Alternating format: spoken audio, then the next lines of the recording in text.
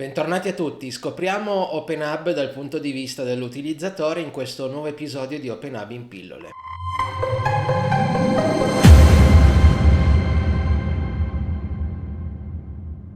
Ciao a tutti e bentornati in Domotics Duino, io sono Marco e con questo video riprendiamo la serie OpenHub in pillole aprendo un piccolo argomento dedicato alle interfacce grafiche. Infatti fino adesso abbiamo visto un pochino più la parte tecnica di configurazione di OpenHub, adesso iniziamo un percorso orientato all'utilizzo appunto di OpenHub dal punto di vista utente e quindi andiamo a vedere un po' quali sono tutte le tipologie di interfacce grafiche che ci permettono di interagire col nostro sistema e poi approfondiremo in video dedicati le diverse appunto tipologie una per una. Passiamo quindi velocemente alla schermata PC e andiamo a vedere un'introduzione generale sul cosa ci offre OpenHub dal punto di vista di interfaccia utente.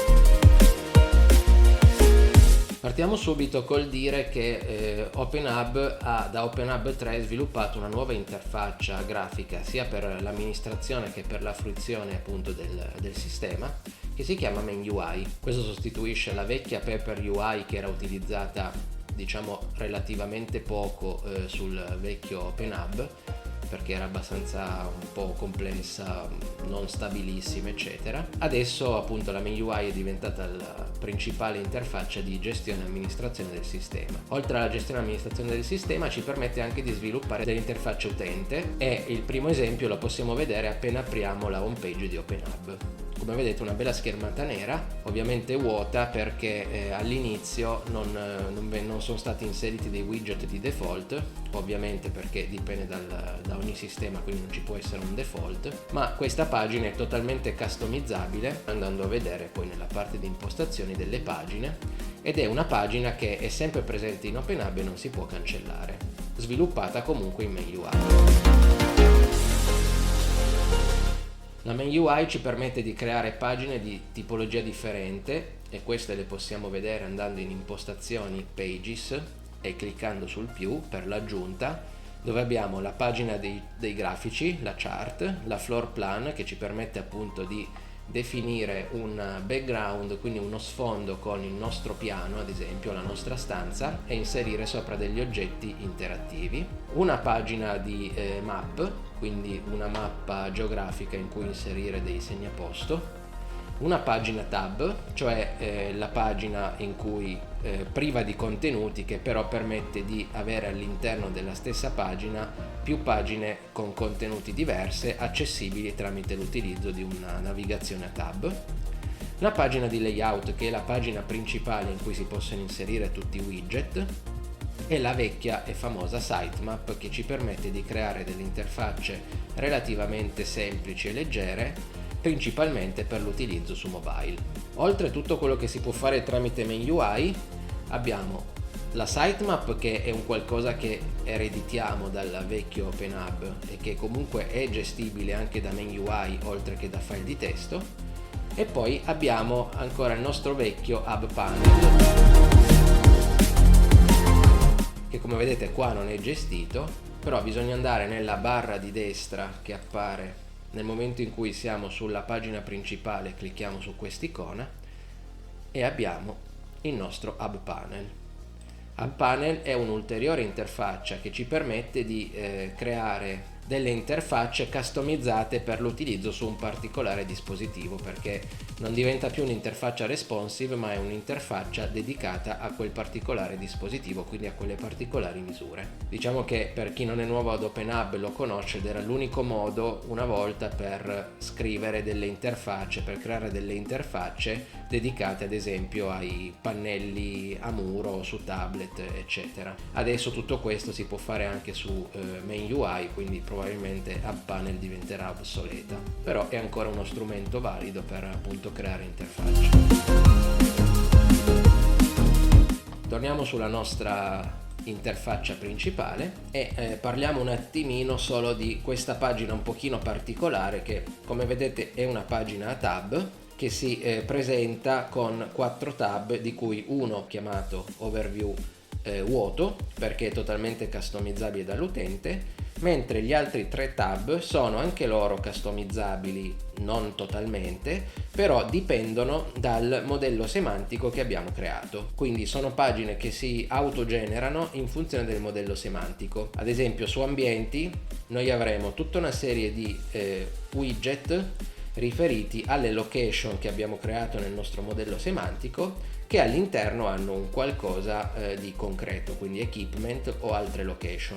La pagina dispositivi invece si basa sugli equipment con i relativi point, quindi in automatico vengono creati widget per tutti gli equipment che hanno dei point attivi, e poi la pagina proprietà che si basa sui widget creati in automatico in funzione di cosa abbiamo definito come point con le relative proprietà. Quindi queste pagine sono un overview del sistema dal punto di vista semantico. Ovviamente se non utilizziamo il modello semantico nella nostra progettazione, queste pagine rimarranno vuote. La particolarità di queste pagine è che in automatico aggiungono, in funzione delle proprietà che sono contenute all'interno della location, equipment e point, aggiungono dei widget in automatico che riassumono un pochino lo stato di quel particolare oggetto widget. Ad esempio cameretta, sappiamo che va nel primo piano perché è una sublocation della location primo piano, sappiamo che abbiamo dei sensori di temperatura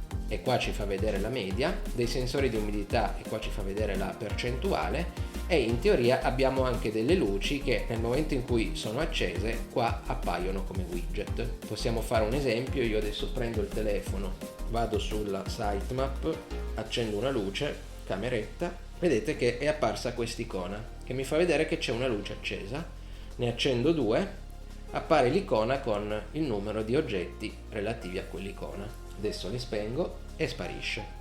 Cliccando sul widget ho in automatico tutti gli oggetti contenuti all'interno di questa location, a partire dagli equipment, che sono i titoletti che raggruppano. Cosa raggruppano? Raggruppano tutti i point contenuti all'interno di quell'equipment. Ovviamente tutto interattivo, cliccabile. Stessa cosa per i dispositivi e le proprietà. Ad esempio, raggruppamento per lampadine, abbiamo tutte le luci di casa, sensori, avremo sensori di temperatura, umidità, e proprietà invece siamo a livello di point e quindi abbiamo le singole caratteristiche contenute all'interno degli equipment.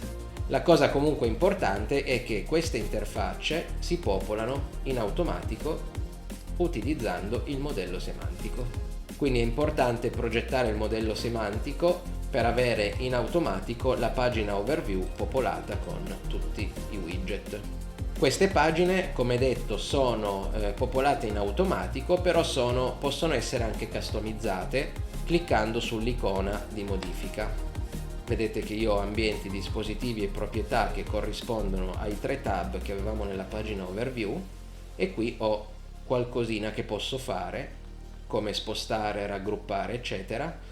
Ovviamente non posso aggiungere o rimuovere widget perché questi vengono gestiti in automatico dal modello semantico. Se ho bisogno di farmi un qualcosa di molto customizzato e voglio lavorare sulla home page di OpenHub, lavoro sulla pagina panoramica. Quindi vado su impostazioni, se voglio modificarla, page, e cerco quella che si chiama overview, che è una pagina che esiste in tutte le installazioni di OpenHub, e vedete che è totalmente vuota. Ok, detto questo possiamo fermarci qua. Abbiamo visto una carrellata di cosa ci offre OpenHub dal punto di vista di interfaccia utente, quindi per interagire con il sistema dopo averlo progettato, e man mano adesso andremo a vedere le singole possibilità, quindi le singole tipologie di pagina che ci offrono, andando anche a dare un'occhiata velocemente anche alla sitemap e ad Hub Panel per capire, se qualcuno fosse interessato, come approcciare appunto alla progettazione di queste tipologie di interfaccia. Detto questo, vi ringrazio se siete arrivati fino in fondo di questo video, e per chi vorrà ci vediamo al prossimo video. Ciao a tutti!